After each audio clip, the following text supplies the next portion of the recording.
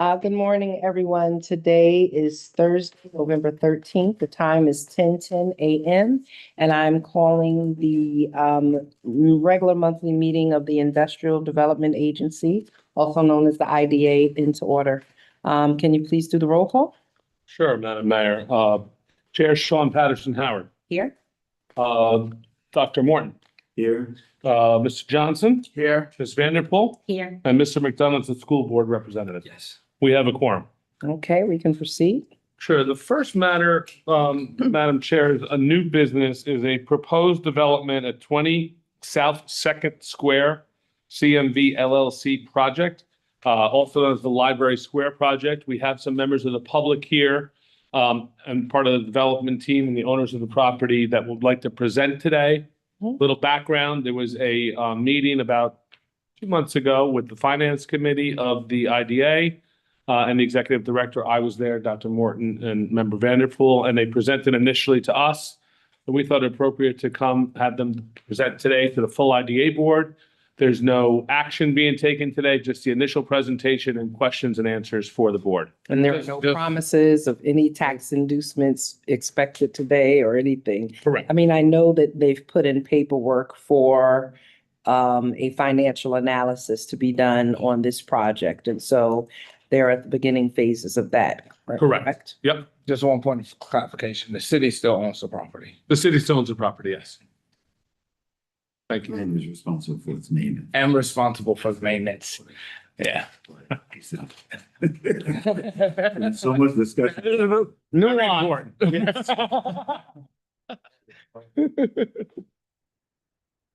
Go ahead, if you're. Yeah, sure. Madam Mayor, members of the commission, on behalf of our partners at Comrie, Marvin Church and Dr. Diana Williams, want to thank you for having us here. I came up from Boston, down from Boston last night, and I'm at the mercy of a flight back being potentially canceled. So I may have to do it won't be an Irish goodbye, but I may have to duck out before it's over. So please forgive me for that. I've been actually directly involved in this project for a year, although I'm one of the latecomers apparently. I know Trinity's been involved for many years and Diana and Marvin have been involved for many, many years. I believe we've got to the point where we're ready to move forward. And this action before this committee is crucial for us to take that step forward. And I'm going to introduce two of my colleagues who have been working on this longer than me and know many of the details. I'm sure many of you are already familiar with them because they've had a lot of interaction with the city. But Christoph Stout is Vice President for Design and Construction at Trinity, and Eva Ehrlich is a Vice President for Development. And between the two of them, they've been kind of carrying the ball on this for our company for quite some time. I'm going to turn it over to them. Thanks, Jim. I have a little handout, so. There's no presentation, you can put notes on it. Maybe I can just pass it.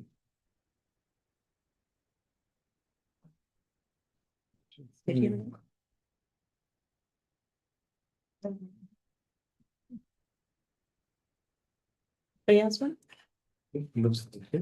you so much for having us this morning. We're going to just quickly walk through the project and then our application to the IDA. We can start with the first slide. This entire project has been reviewed as part of a SECRA analysis for the rezoning of what we call the Downtown Transit-Oriented Arts District, which is shown on this plan here in blue. And this rezoning enables this project and a lot of other things which we'll hear about in a minute. So the 2-block area in blue has now been rezoned in close coordination with the Department of City Planning and the comprehensive planning plan effort.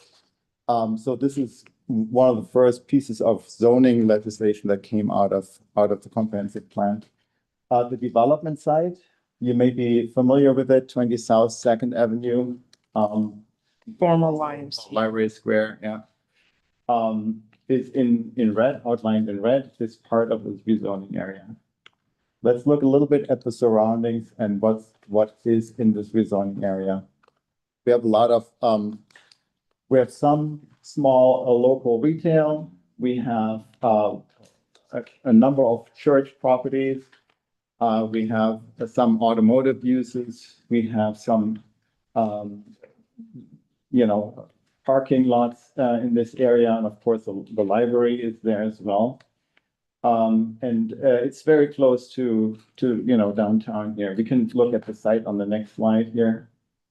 This shows the site specifically, the former YMCA. The building is still standing there. You all know about it. The top left shows the building. Top right shows the parking lot, a municipal parking lot right next to it. So there's two small lots. It's surrounded basically, again, by churches. There's an apartment building on South 3rd Avenue and some automotive uses.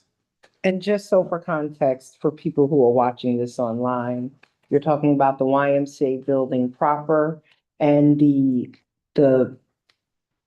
property behind it extending all the way to South 3rd Avenue. And then the parking lot next to it in between what is now the Y building in Mount Calvary Church and the parking lot behind that on the lower level, extending all the way to South 3rd Avenue. That's correct. Okay. And it's currently city-owned property. And before pulling this up, this is an aerial view that shows you the site. So you see how vacant the YMCA building has a little extension towards South 3rd Avenue and the two parking lots in South 2nd and South 3rd Avenue. So it's very close to the train station, thus our rezoning to a transit-oriented downtown arts district. And it's also close to City Hall. You can go to the next one. So we are planning to turn this underutilized site into a vibrant new development that contains 272, when it's fully built, 272 affordable apartments and has over 15,000 square feet of community facility uses in it. So part of it is youth-oriented, part of it is arts-oriented. That's our goal here. Aside from just what's happening on the property or what we envision to happen there, we're going to make investments in infrastructures surrounding and downstream of the site, both in sewer as well as in storm infrastructure. We're going to redo some of the roadways. The buildings themselves are going to be really forward-looking, high-efficiency buildings, passive houses that are very energy efficient and all electric, so you don't have any combustion happening on site. Talking about climate change. With it comes a host of other benefits. We're going to create construction jobs, of course, like any construction, but also a number of permanent jobs that will be part of the building management team, but also of the community facility spaces. So there'll be a number of newly created jobs on site. And then there are some ancillary benefits that my colleague Eva is going to go into a little more closely. Because of all of these benefits that are also research analyzed in our secret application, the City Council unanimously voted for the rezoning earlier this year, which we're very proud of. Go to the next one. So here is a rendering of the project. This is the full project, 272 units. We're here talking about basically half of it, which is one of, there's basically two buildings sharing a courtyard in between. We're talking about a building that has 139 units, which is one of the two buildings. You can also see solar panels on it, and it's nicely organized and really reflects what the comprehensive plan was trying to do with regards to massing, height, and program. The ground floors are all going to be activated with community facility. Lastly, here you see a site plan. We arranged some of the parking on site, which you can see between the two buildings, and it's also partially under the buildings. Part of the parking is also offsite, which is also part of the secret analysis. With that, I'm going to turn it over to Ivan. Thank you. Thanks, Mr. Morning. Good morning. So as Christoph mentioned, I'm going to talk about the benefits of the project. And as Christoph also mentioned, the application that we submitted to the IDA in August, specifically for phase one, we do intend to finance and construct these two buildings as two separate phases. But this was analyzed and reviewed as part of the secret process as a project in totality with two buildings. So we'll be talking about the project as a whole in terms of the benefits, and then going into some specifics about the phase one project, which is the subject of the application we submitted a few months ago. So this is going to be a significant job creation generator for the city of Mount Vernon, as Christoph mentioned. There will be several hundred construction period jobs created by of these 272 new units. There will also be new permanent property management jobs that will be on site. We'll have an on-site property management office, professionally managed buildings. So we'll need staff for those positions that will need to be filled as the buildings become into operations. And with the substantial amount of community facility space that's being provided within the project, there will also be new on-site jobs for those programs. We're really excited about the community programming that has been ingrained in this project. We spent many months discussing this with the city council as part of their secret process and really arriving at this program that we have now included and that's now been approved by the city council.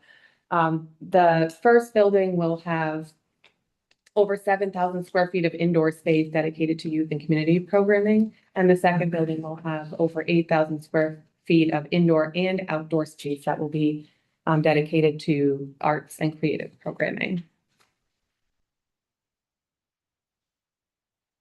Christoph already sort of touched on the infrastructure investments that this project will make beyond the boundaries of the site that we will be redeveloping. As he mentioned, we're going to be repairing infrastructure, including the sewer and stormwater pipes that are, is it around the block? It's from South Second and South Third to South First. So basically downstream. We will also be planting new street trees. Of course, we'll be replacing what is currently an underutilized building and investing in safety by putting new building, professionally managed, new sidewalks, and a new engaging ground floor use. And then the last thing I just want to touch on is that through our discussions with the city council as part of the SECRA, we will also be funding approximately $200,000 of improvements to the Prospect Ave parking lot that the city currently owns. The economic benefits of this project are robust. The first item I just want to touch upon is that as part of this transaction, there is an existing land disposition agreement with the city where we have agreed to pay $1.5 million to the city to purchase the property. So the city will receive $1.5 million through that sale. Currently, the site is not generating any real estate taxes, and we are proposing to pay real estate taxes through the requested pilot. The project will also generate sales tax revenues, support local retailers and businesses. All of the new households that will be living on the site will also, through them living in this building, will also be supporting local businesses and tax revenues. We have already, through our work on the rezoning, invested more than $1 million into creating this downtown transit-oriented arts district that Christoph mentioned, which will create opportunities for future development. Over 1,200 units are projected to be generated through that rezoning effort that we did. So just focusing in on the first phase building. This building will be 139 units, a combination of studios, one bedroom, and two. Also be a super on site. As Christoph mentioned at the beginning of the presentation, this will be a mixed income building, and talk about what that means in a moment, but it's aimed to accommodate households that are earning up to 50% of the area median income, 60% of the area median income, and 80% of the area median income. I'll show you what that translates into.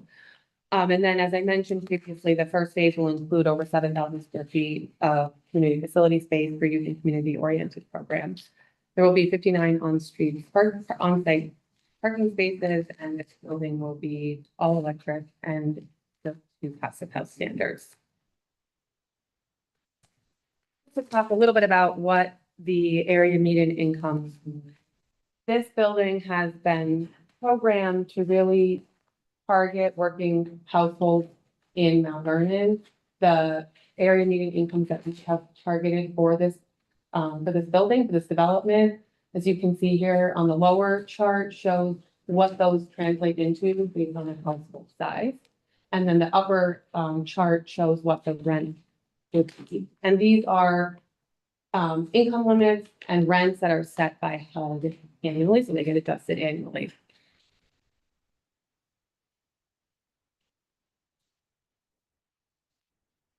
And just to summarize, because we want to leave time, of course, for discussion, but just sort of summarize this project. We're really excited about it. As Jim mentioned, Trinity's been at this for, I think, 5 years, alongside Marvin and Diana, who've been at it for even longer, I think over a decade at this point.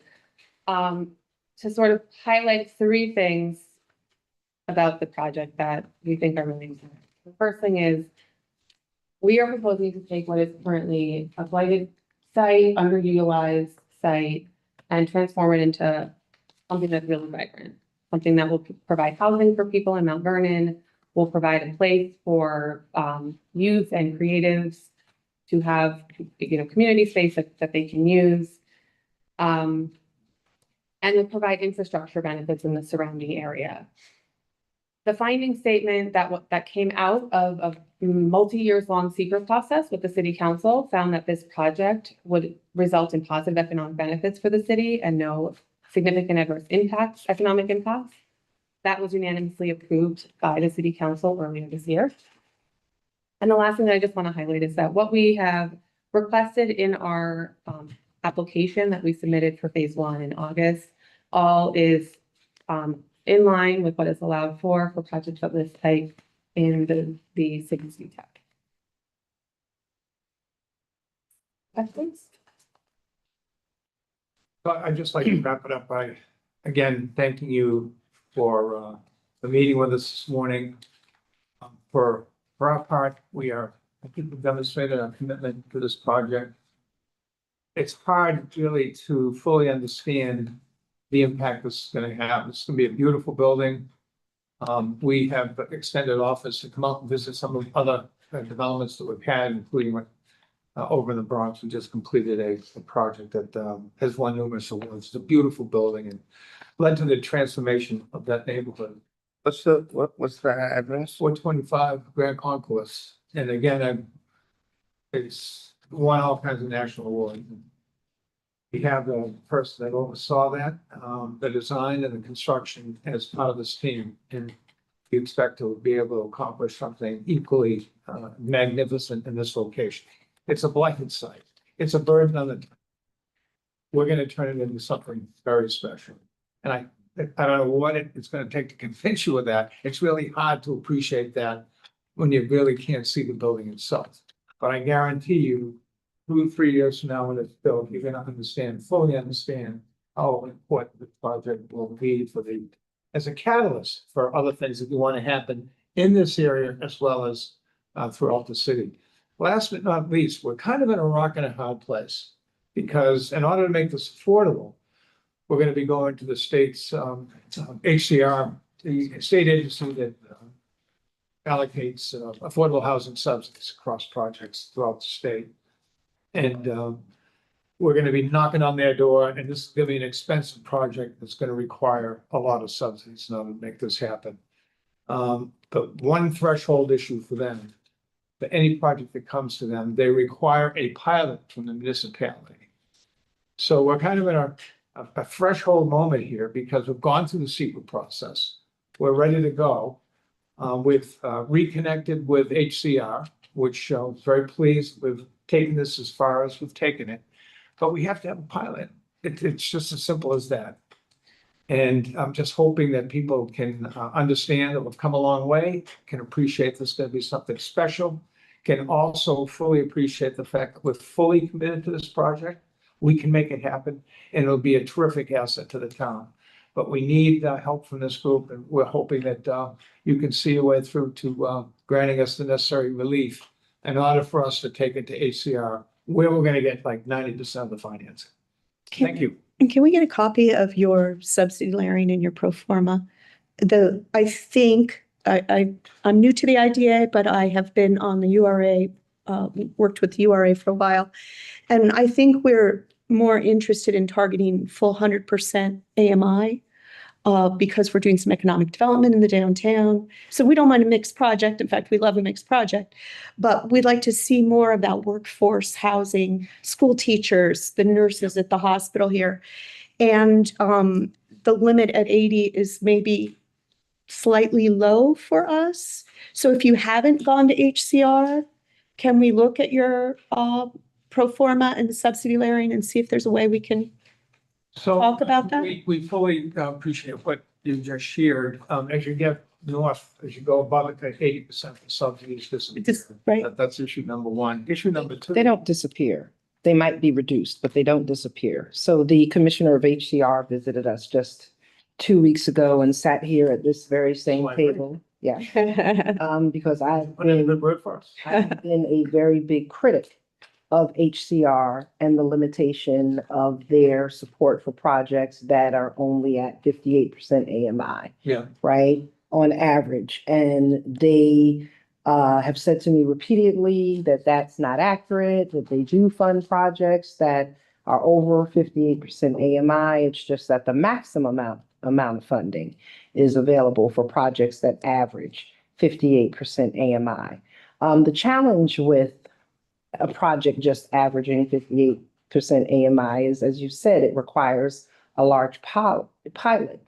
And as you said, you can understand you're between a rock and a hard place. So is our community. Our community is between a rock and a hard place. Since I've been mayor, we've seen increases from 2.9 to 7.71%. Right now we have, I don't know how many parcels that are in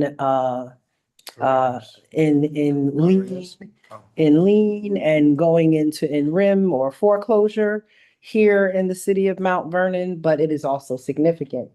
We just heard the county's budget proposal yesterday, which I believe is about a 5.72 increase. I'm sure the school district, who has not had an increase in their school taxes, is looking at an increase. The city is in the process of doing our budget right now, and we are facing very challenging fiscal times. So we're all in between a rock and a hard place. This is absolutely a project that I've been supportive of. It's absolutely a project that I understand many of our residents, because a lot of our housing stock is old, right? The other thing that we talked to HCR about is the fact that because the state gives it financing, that there's really no, of course, we know you're going to do very aggressive marketing to make sure Mount Vernon residents hear about this, and it's Mount Vernon residents that are applying, so that we have a higher percentage of Mount Vernon residents who are benefiting, but there is no guarantee, right? So, that's still a challenge. We have a city and a school district that is in great fiscal distress. So it's kind of just hard, right? They're going near impossible to sell the thought of pilot to, businesses and homeowners at this time. So we're all between a rock and a rock. Our medical, our retirement is going up much quicker than the revenue. Revenue is going down in sales taxes and other things. And real property transfer taxes and mortgage taxes because the housing market is slowed down with so much fiscal uncertainty in the country right now. So, for a group of people who have been working throughout the nights for the past few weeks to find a way to keep the tax increase at a digestible level. Yeah. This is where we are. So we understand kind of what you need. We also understand where we are. And I don't think that, the merits of the project are in question. The question and the challenge is, how does it get financed? Right? And how much can the city be helpful in that without pushing the city into further fiscal uncertainty? Yeah, So.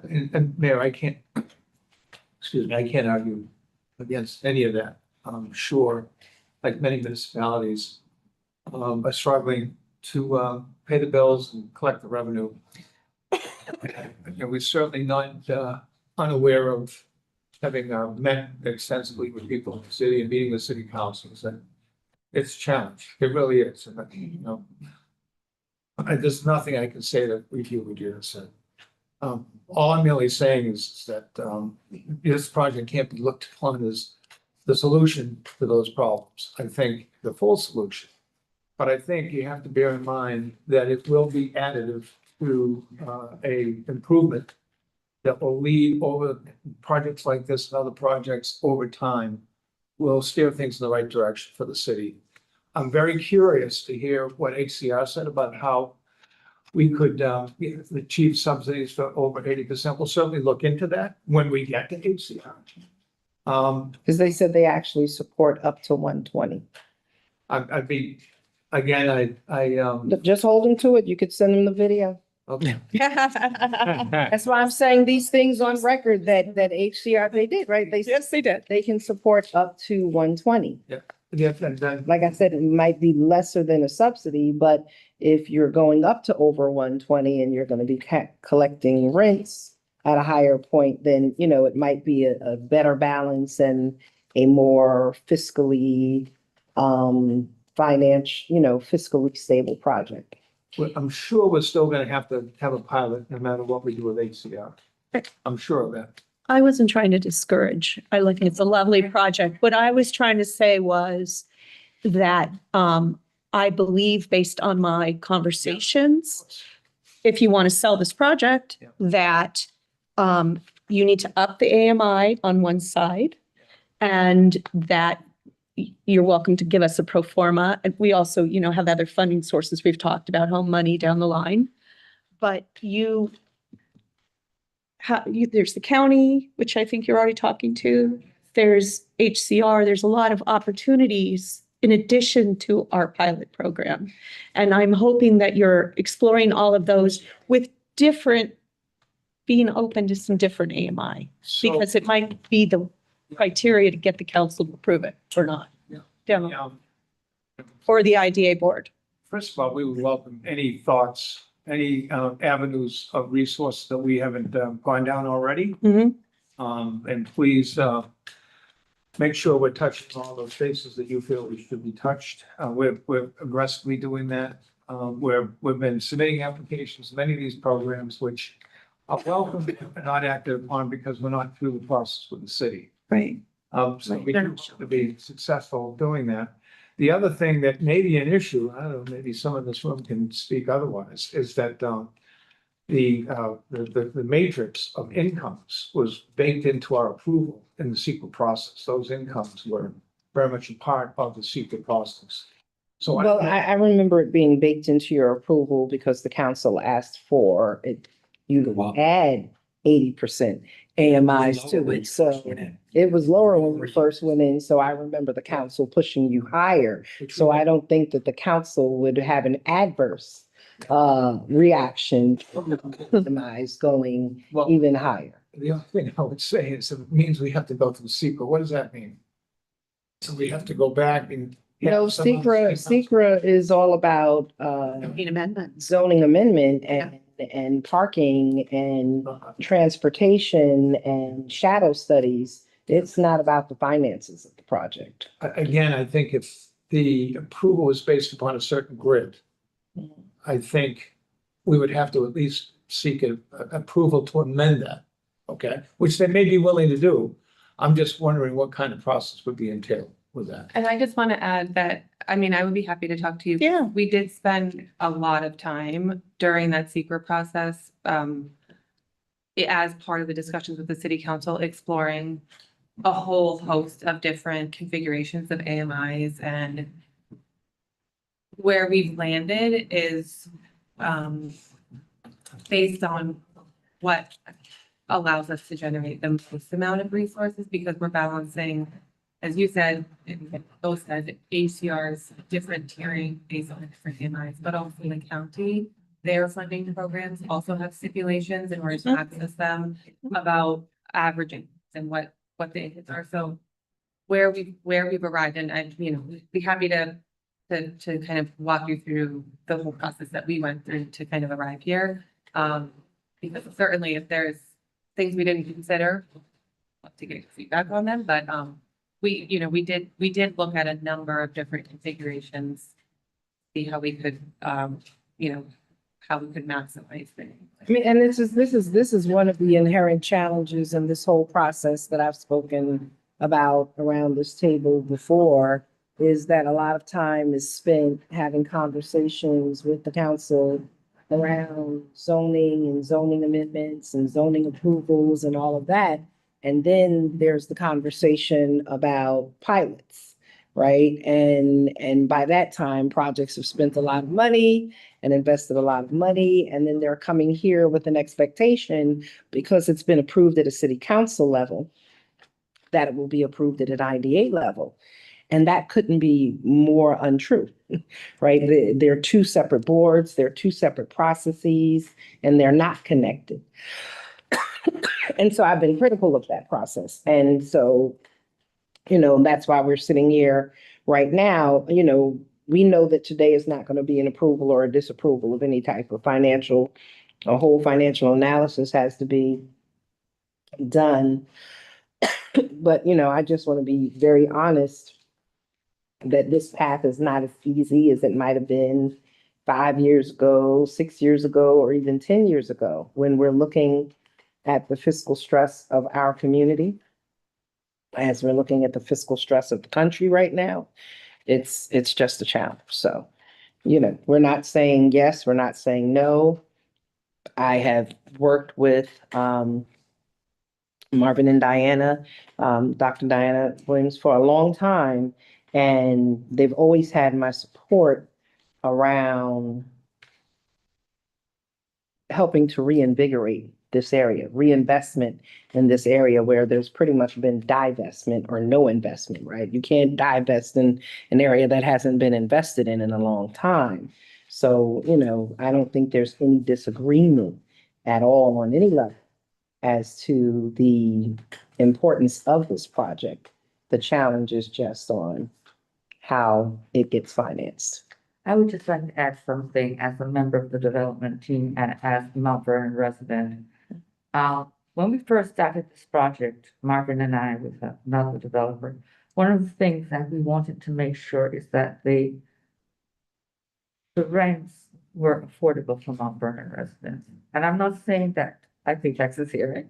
I'm not saying that I don't understand the burden that the city has. I really do, because I read all what's going on in the city. But we were with the former developer, and even with Trinity, we wanted to make sure that Mount Vernon residents could afford to live in the space. Our greatest fear is that the rents go up too high, and then people who live in this community cannot afford to live there. And now we are looking to bring outsiders. Not a bad thing, right? But to bring other people in the area when there is so much need for better housing in our community. And that's been a real struggle for us. Well, but also, I'm very clear, because I've worked in housing for 35 years. And so I'm real familiar with the financial incomes, and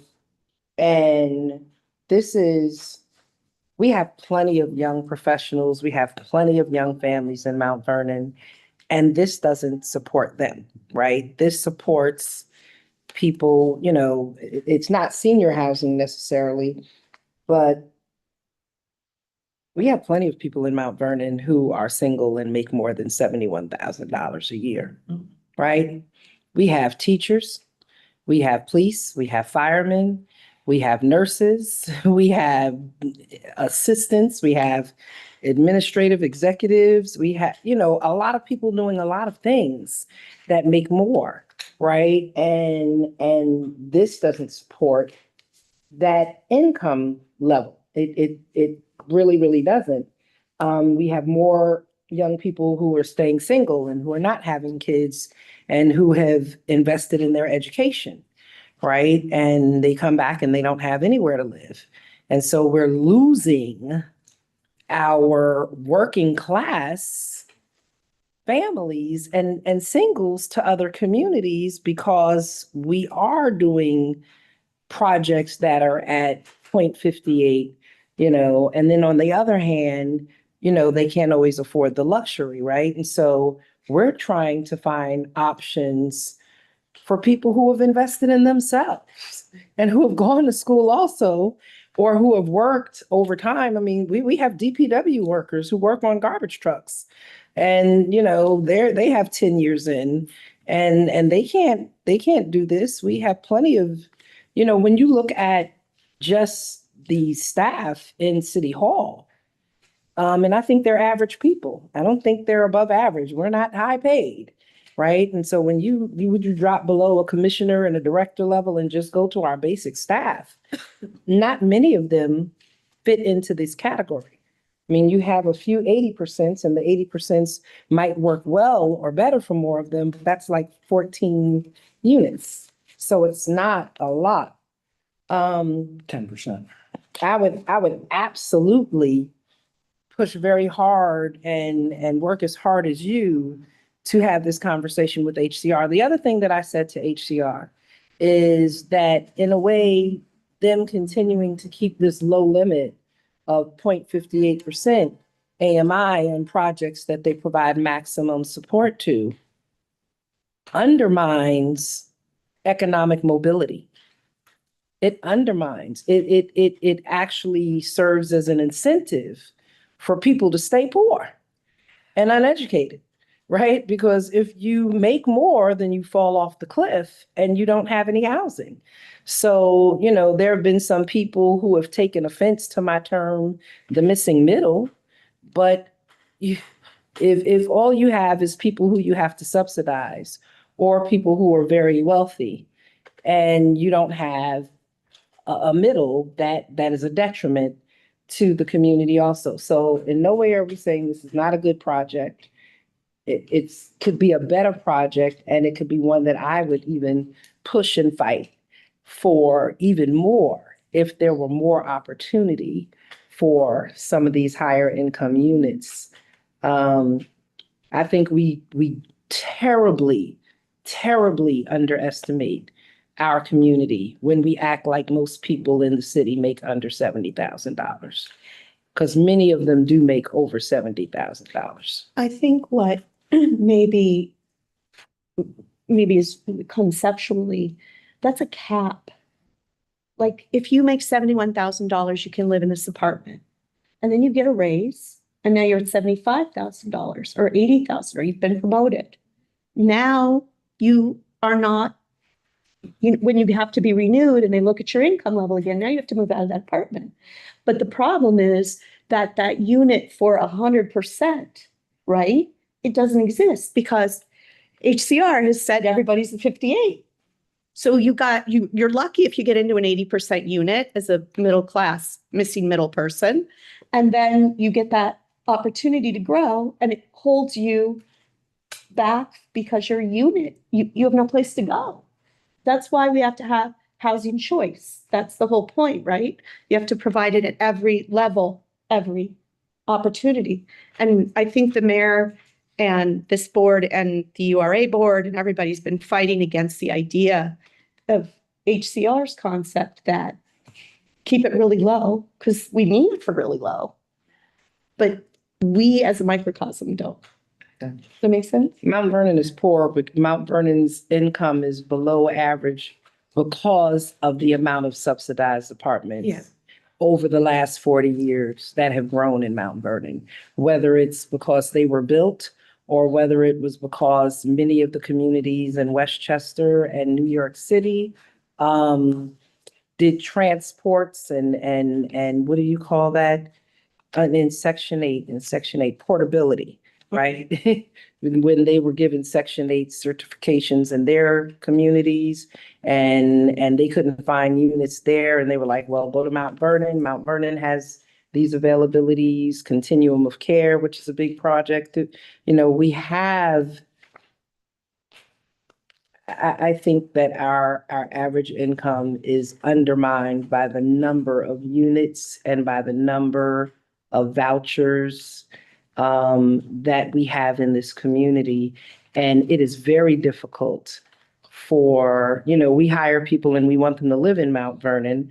And we can only pay them at a certain level, but then we don't really offer many housing options for them to be here past their first 2-3 years of employment. So, I mean, no way am I shooting the project down. I'm just saying, I'm trying to make it more fiscally palatable to what is needed for our residents and for it to be a fiscally sustainable project. A lot of the other projects who have been approved in years before are coming back now, and I look at their information every day. Every night, Con Ed sends me a list of the apartment buildings that can't afford to pay their Con Ed, right? Or the number of projects that are coming back asking for extensions or adjustments on their pilots because it's hard to sustain them at those levels in this changing economy, right? And so I want to see y'all win. Y'all are Mount Vernon residents, right? Okay. You're Mount Vernon residents and you're looking to invest in your community as opposed to other people who've come into our community and pimped and prostituted it for the last 20 years, right? So if I want to see somebody win, I want to see Mount Vernon residents win, not just people who want to come in from the outside and benefit from our community and our community continue to lose. So being residents and long-term residents of Mount Vernon, that gives you such a leg up, right? But at the same time, you're residents, and I don't want to sit there and turn around and say to you, I have to raise the taxes on the house that you live on to a point that it becomes unsustainable. So that's the balance, right? That's the balance. That's the balance. And I'll leave it there because I think I've stood on my podium for a while. But it's, and so just to say the 7,000 square feet for youth and community oriented program that you're looking for in the first phase of the project, would this be like the ELOC headquarters, the Environmental Leaders of Color program? Because that has been, can you talk to me about what you're looking, as you're doing the public presentation, we talked about the brick and mortar. But sometimes what makes people see a community benefit is what type of youth and community programming are you looking to do in this first phase? So the ELOC space, the 7,000 square feet, will encompass 3 different types of activities. 1,000 square, well, we don't know even the amount. A certain portion will be given to YCOP for them to have an office. And then there is a portion that is going to be ELOC headquarters. But a major part of this space will be set aside for workforce development. So we're going to create a like an incubator for people who are doing technology and they need a space where they can rent that's close to New York City, right? So if you're in Nebraska and you're making microchips, have a space in New York, you can rent space here. There's 2 things though that qualify these tenants. 1, they must give back to the community, and 2, they must train people in the community to work in this particular technology. And we're making it incubators because we recognize that with AI, technology and what have you, things change, right? Very much. Rapidly. And so we don't want anyone to have a permanent stay here. When they get to a point where they can be on their own, or they're not given back to the city, they're out of the space.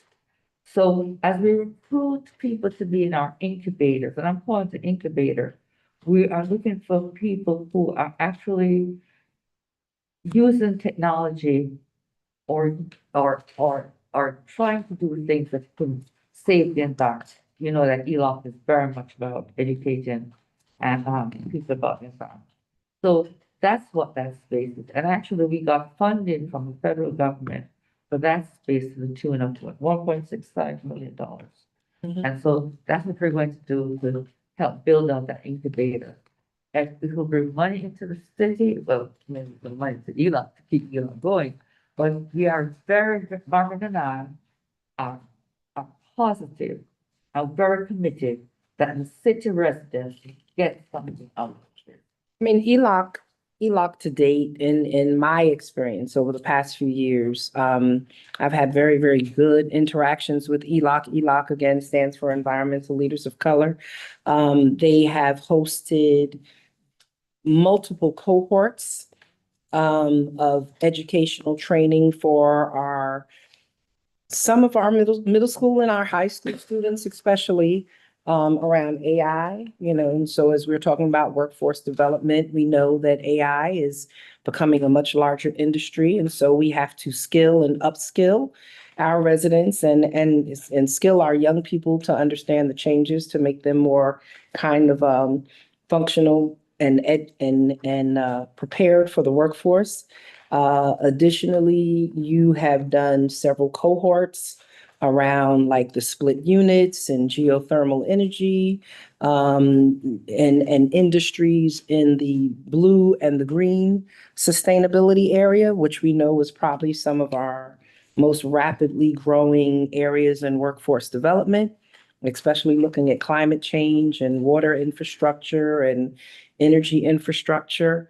So I just wanted to say that out loud because I'm familiar with what ELOC does, but this is a public meeting Yeah. and some of my board members and definitely the public may not be as aware of what ELOC does. ELOC has been a partner to the Youth Bureau. It's been a partner with YCOP. It's been a partner to the fire department, the DPW. We've done the Don't Strain Your Drain project where you helped businesses and homes not pour grease down into our stormwater system, but to dispose of it and work with the fire department to be those collections. Our young people went up to Albany. You received awards. So you've done your investment in Mount Vernon and you've done your investment throughout the county. And so that's why I really wanted to see if that's what this space was going to be Yeah. used for. You've done the workforce development at Westchester Community College, at the Dole Center, at different places. So this kind of gives that a home. Yeah, and we're going to increase our outreach to high school students in terms of how they choose careers now that AI is eliminating a lot of careers. And we want to be very wise about it. No one can predict what the workforce will look like from the moment they enter school, college, and 4 years later, right?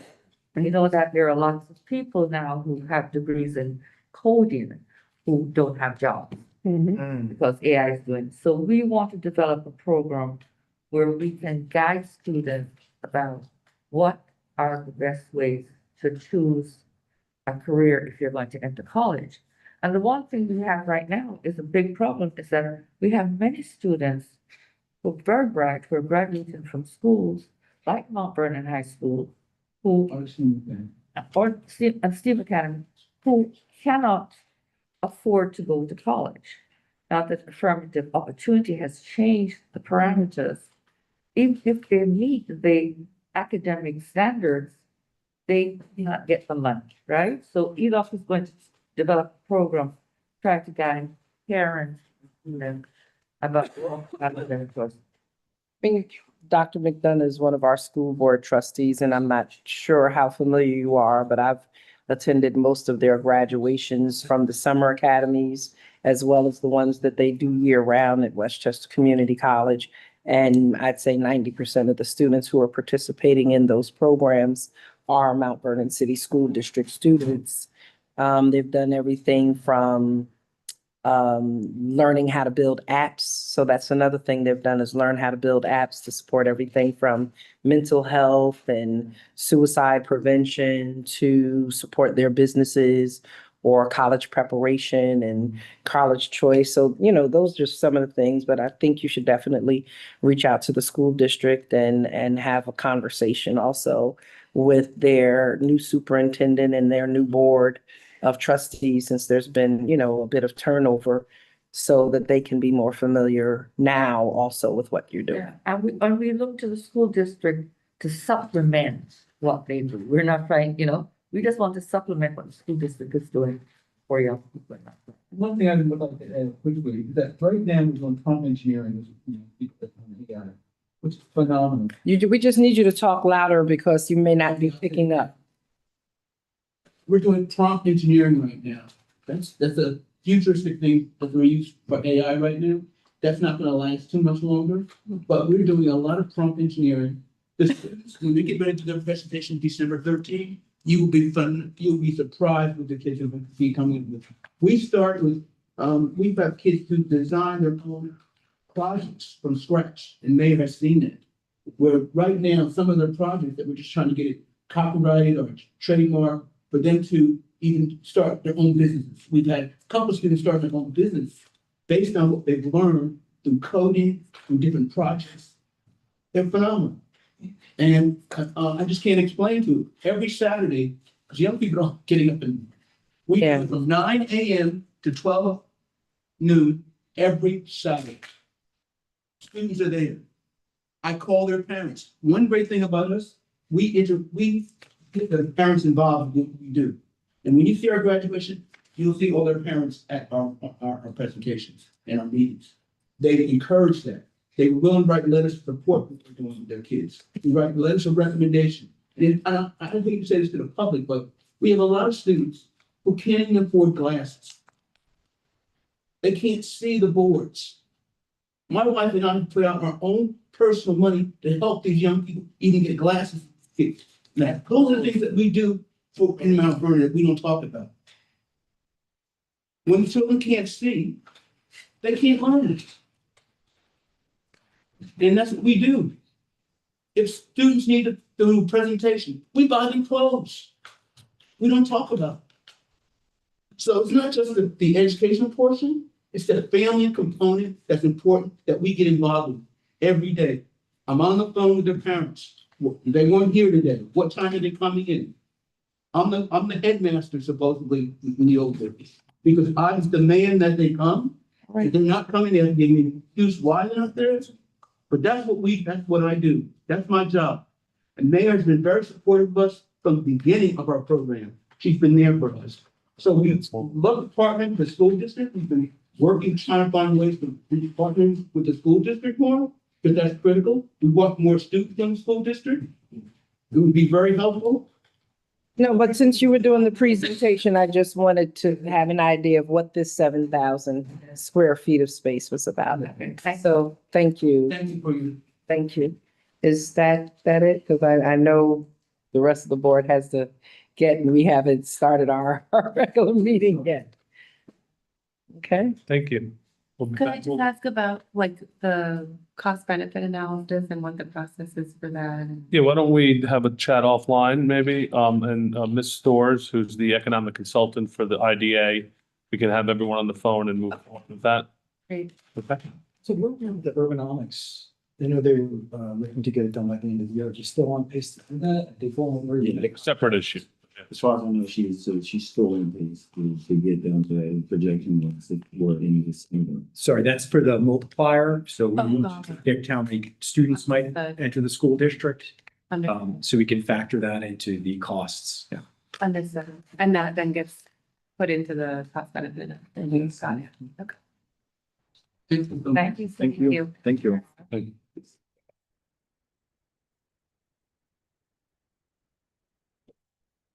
Thank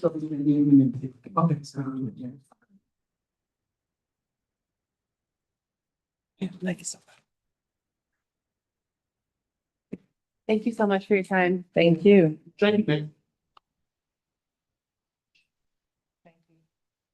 Have a good day.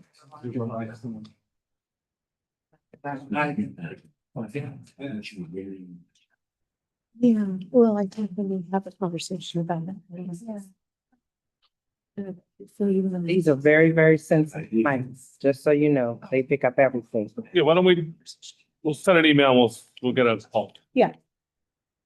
All right, Mayor, do you want to continue? Yeah, I got at 12 o'clock. All right, I don't know if we have any specific update from Audit and Finance Committee, but there will be a financial report in a few moments. Anything else, Dr. Morton, other than the financial report in a few minutes? Okay.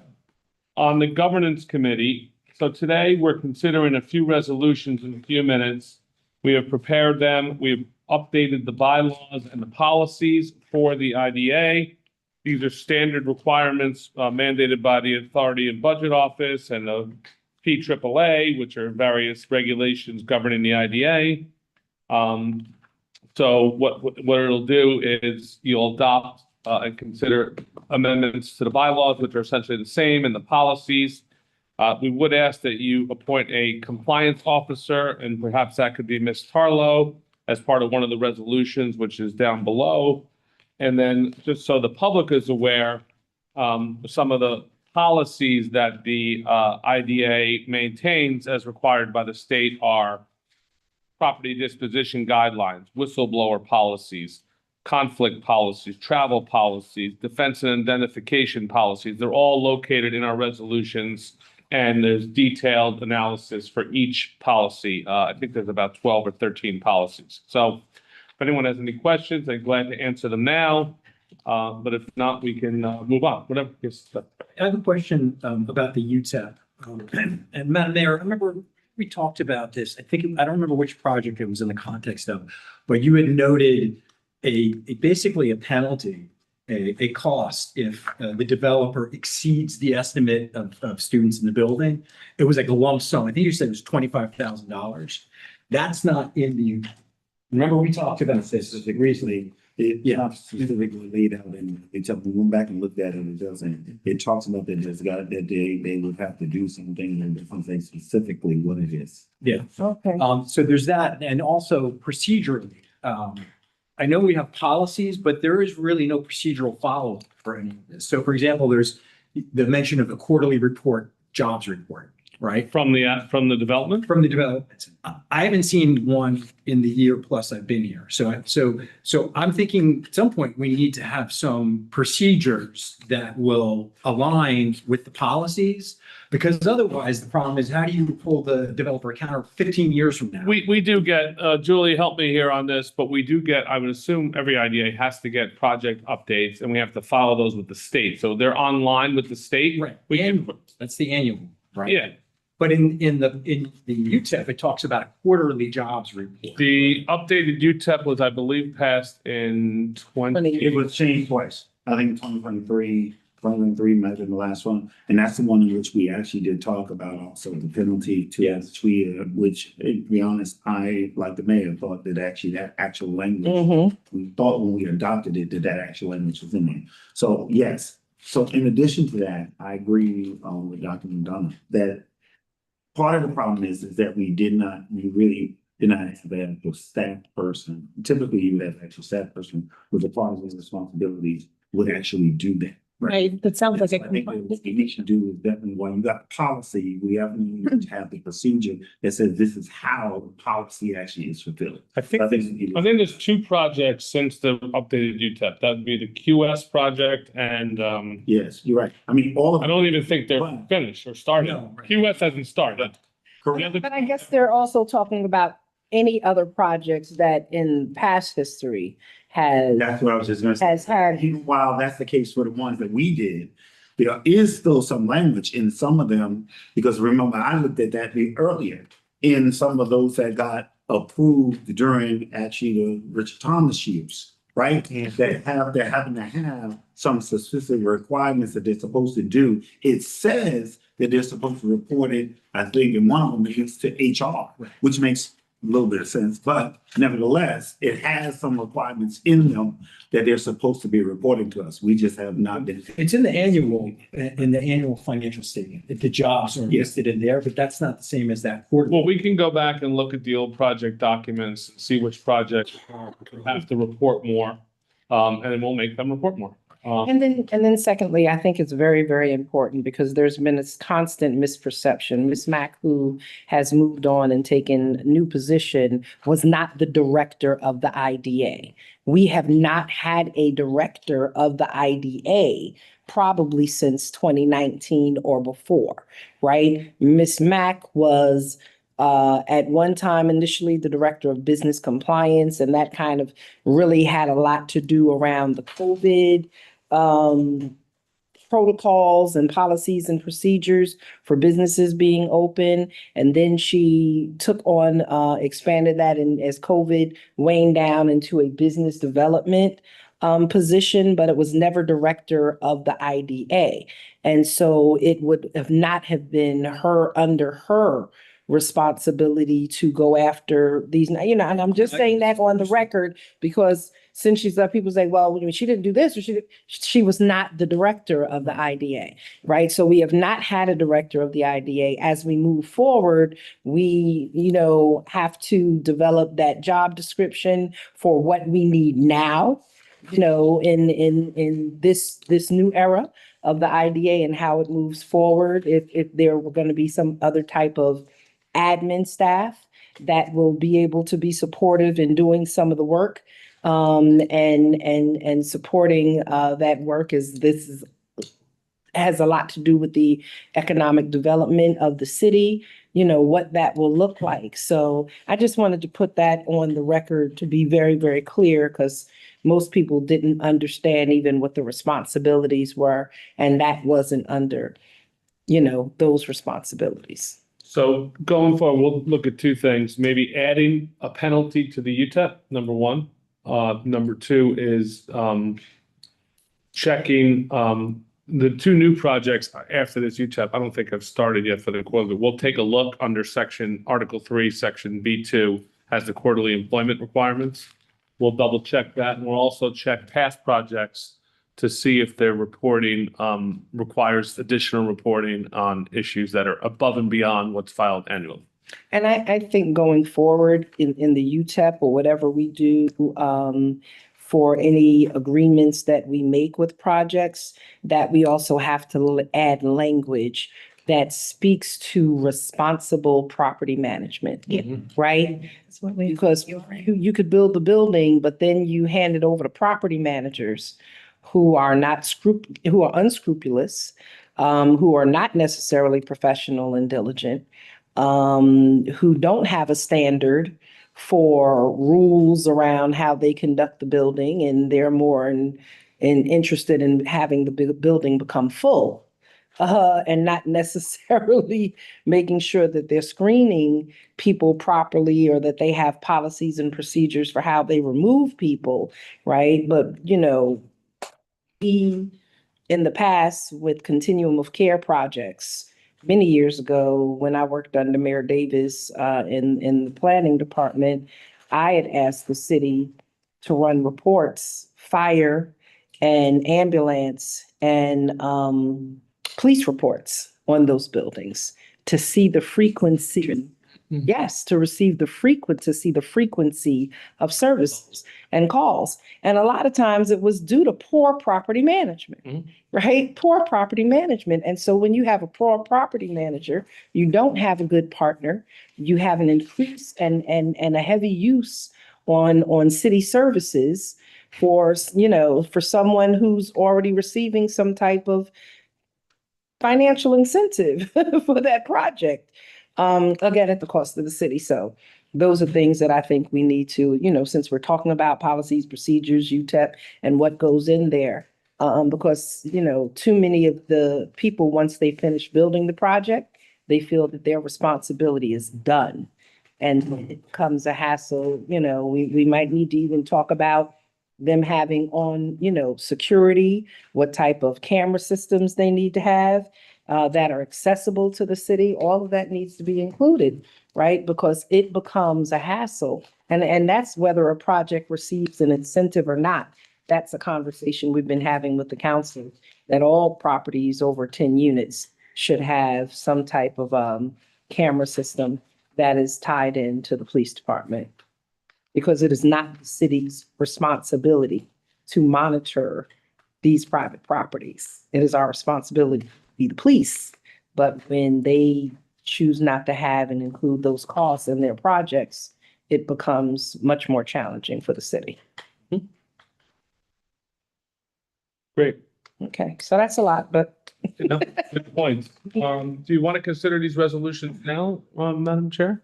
I'm fine with it. I mean, Okay. this is the policies and procedures. Right. And the UTEP itself, right? Well, it's in there. So what we need to do is adopt these policies and bylaws annually, Mhm. which we need to do today. Okay. If there's amendments, we can And- propose for the next meeting. We can look at them and bat around some ideas to the board Mhm. and discuss some changes we can add in.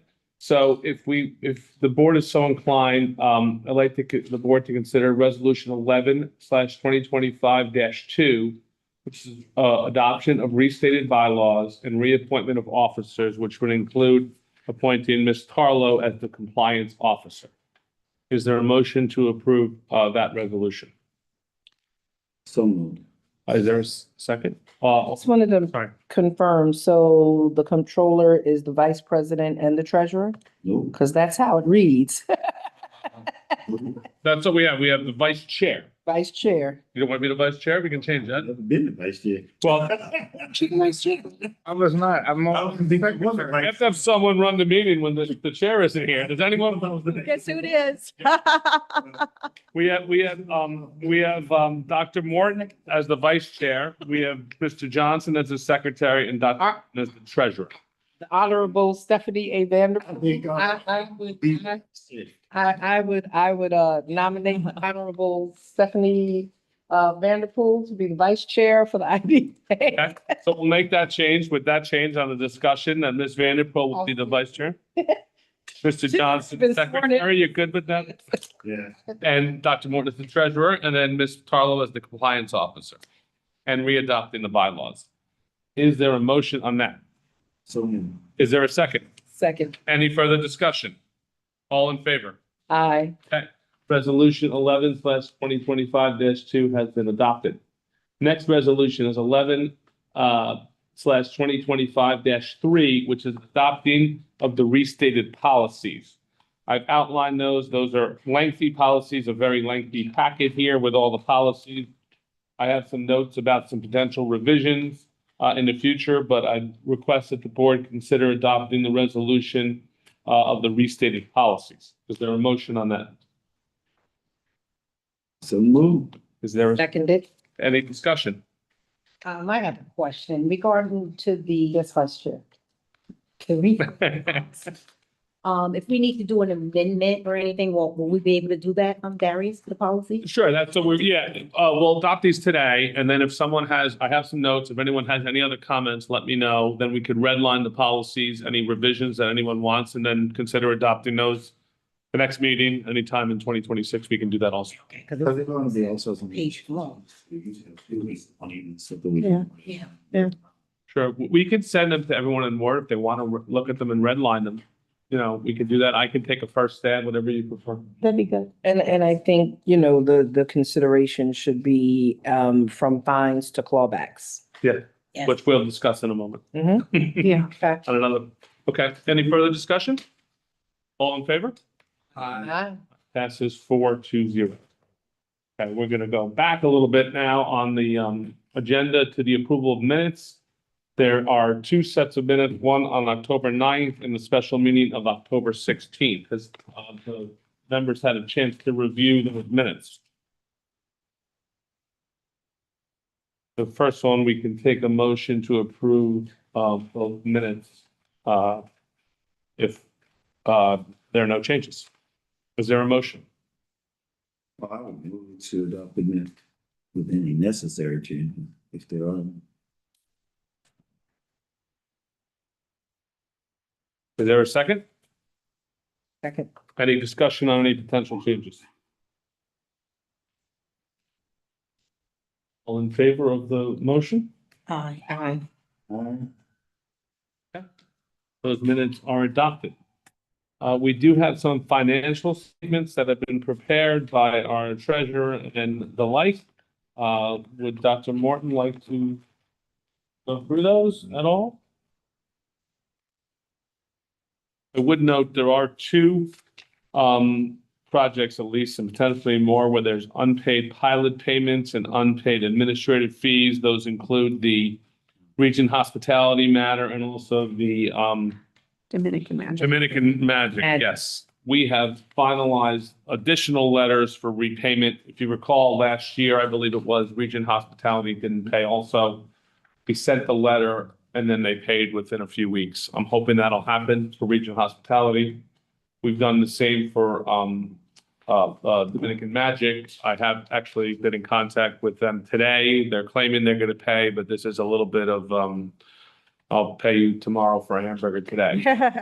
Pseudo Popeye. Pseudo Popeye, right? So we're still pressing that, but we want to get the authority to actually bring the action later on. I think they need to pay fees. I mean, look, we're paying you now to collect the money from them, so I think we need to include some type of fee on top of it. Yeah, we have that. We have, Fees. This and this. Yes. So I just wanted to make sure. yeah, we're trying to have you not pay for it. We did have some money for Dominican Magic sitting in escrow, which we informed them under the documents that we would apply those to the existing outstanding pilot payments, which we've done. So they owe significant monies. I think it's upwards of $128,000 for Dominican Magic, and I believe Regent is about 57,000. So the collection process is underway. We've been steadfast, and we will start an action, and fees will be paid for by them, and that's included in the request. Yeah, so we've been, as Darius has already said, we've been in our office, the finance office of it, meaning your IDA. Even when Roger was out and came back, we've been very diligent about staying on top of that and communicating with them and making sure that they are held responsible for it. As you know, Good. years ago, that wasn't the case, right? And so I think we're in good position, but we'll take whatever actions we need to take, because at this point, we gotta continue to safeguard the entity itself. When you so that's kind of the pilots and the fees, right, in which we are collecting. And so we really only have those small amounts that are still outstanding. So we just want to make sure we emphasize that, because there's always the conversation around that we're not collecting these things, and we absolutely are, right? So having said that, also with the financial report, we've been consistently doing our parish reports, and so we're pretty much kind of up to date. We have some stuff, some feedback that we got back from the last one, in which we're still communicating with, of course, the authorities, budget, office on those to make sure we get those kind of done. I just got to remind us, and so Pam is here too. I mean, we need to just make sure we got to look at the website to make sure all of our reports and all of our minutes are kind of.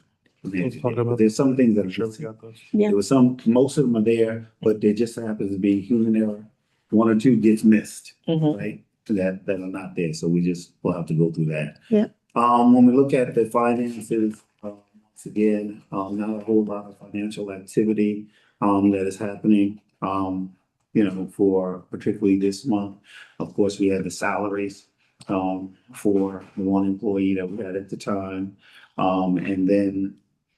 When we look at the kind of those expenditures as it pertains to the new projects and things of that sort. So when you look at it, as it pertains to expenses, we only really have $11,864 that was spent out. I just have a question for that.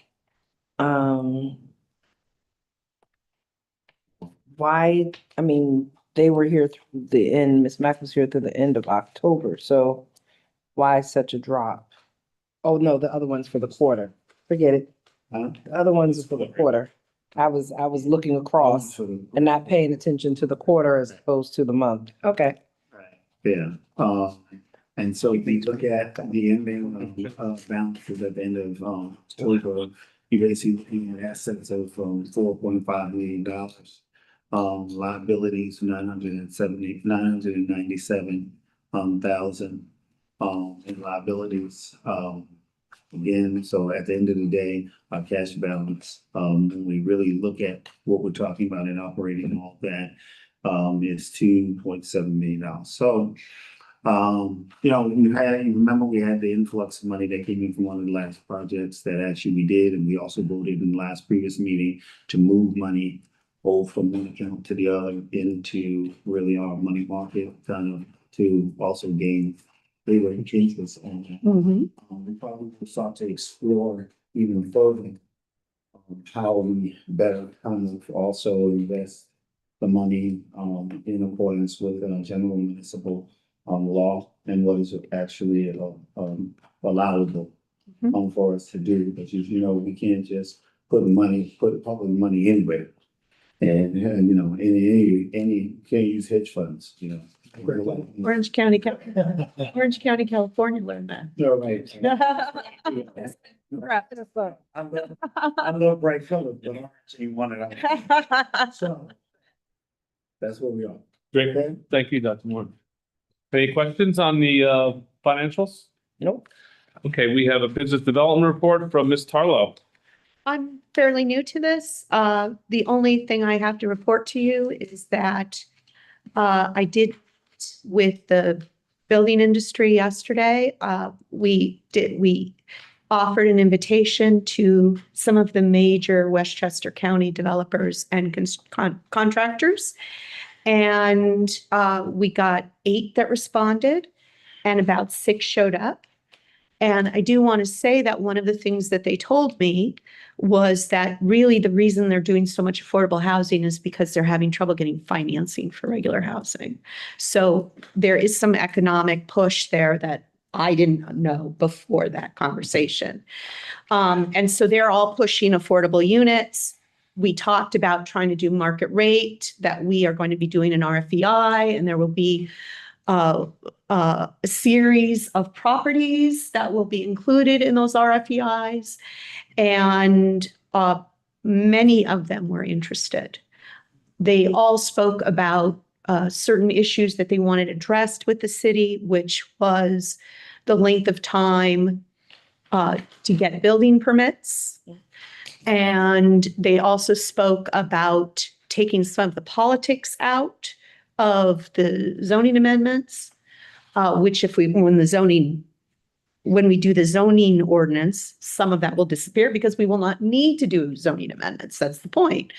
But up until that time, one of the things was suggested was we start doing the environmental at the front end, which is kind of an interesting idea that we're going to explore.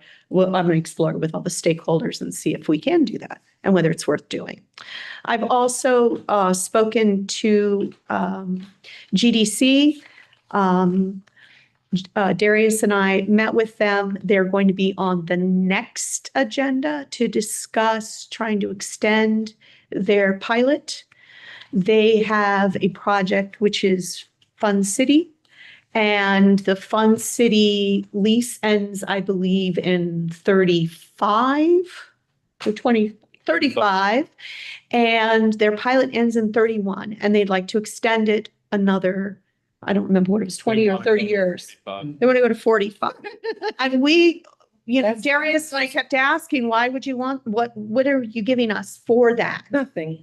Where's the cost benefit analysis for that? I'd like to know the performance of their last 30-year pilot. I'd like to know, because that's been very, very costly. So what return have we gotten on that investment? Millions of dollars that we've invested. So Ms. Storrs was on the call too. We spoke to her. There's some documents going back and forth, and we told them we need to analyze it before we can do anything to bring to the board. Right. Will come, we're hoping it'll come in December. I asked our economists to look at if we just give it through the 4 years of the Fun City lease, versus doing it for the entire period. And let's find out what the cost benefits are in each. But they're looking for it for north and south. They're looking for it for the property over where Target and Yeah. City is. They're looking for it for the property across where Best Buy is. And really, the bottom line is They want to sell it. sell the property. Absolutely. Right? I Looking think to that's sell the property. We don't know what they'd be bringing there. You know, they've talked about the fact that they weren't necessarily retail owners. GDC is more housing. And so they took on commercial space. And, you know, that's really not their portfolio and the work and the focus that they do. But not So now necessarily. they're looking to sell it. I think, Our problem. no, it's not. Not the city's problem. It's not the city's problem. The fact that we have reinvested in that area down there, right? And you have Memorial Field, which is up and running there. We're looking to do investments into the Hutchinson Field area. You are right off a major arterial roadway, which is the Hutchinson River Parkway. You are close to 95. If they're looking to sell it to someone and they're looking to do retail, housing, mixed use, whatever, they should be able to do that, right? It is a nice swath of land.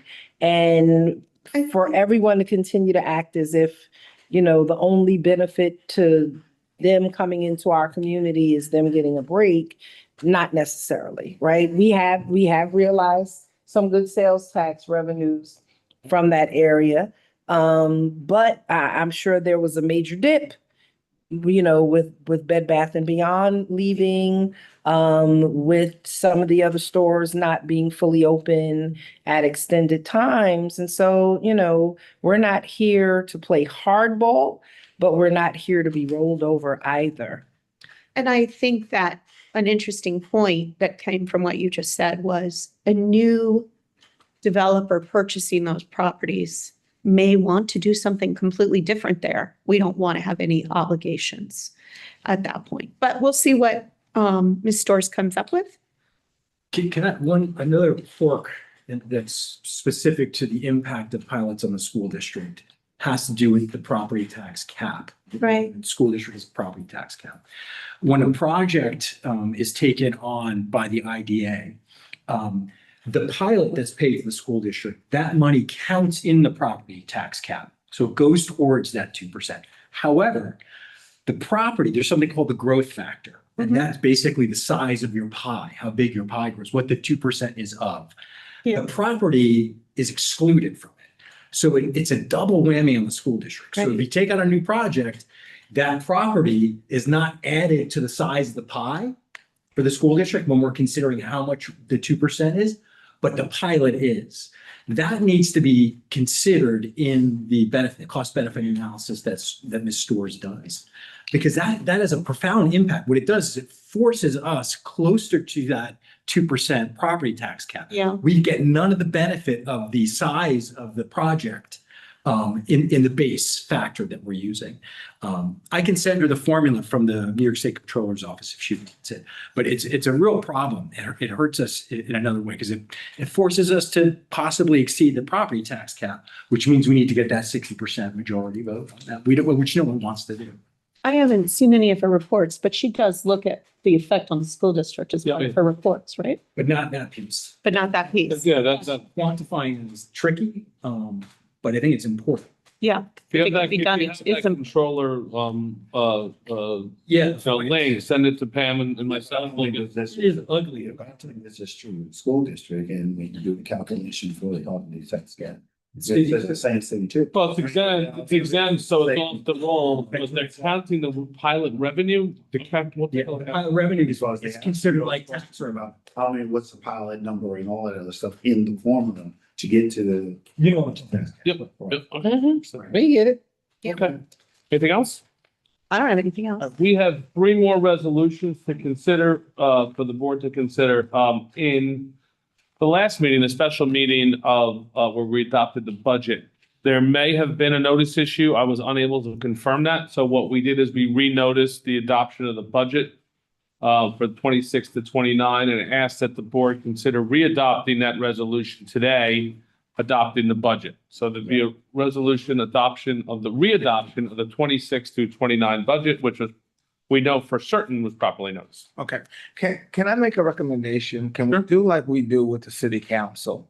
Where we talk in the beginning of the meeting about how the meeting was noticed? Okay. Cause I don't ever want to be in a position of taking a vote and not knowing whether or not we had a duly noticed. Sure.